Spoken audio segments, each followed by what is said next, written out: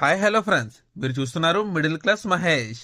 చైనాను వణికిస్తున్న HMPV virus ఇండియాలోకి ఎంట్రీ ఇచ్చిన సంగతి తెలిసిందే.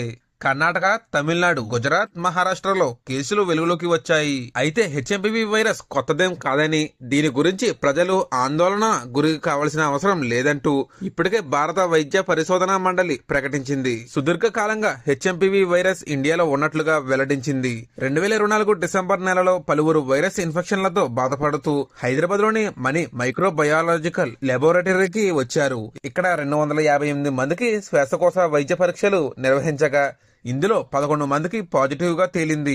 ఈ విషయం ఆలస్యంగా వెలుగులోకి వచ్చినప్పటికీ తెలుగు ప్రజలైతే భయాందోళనలకు గురవుతున్నారు.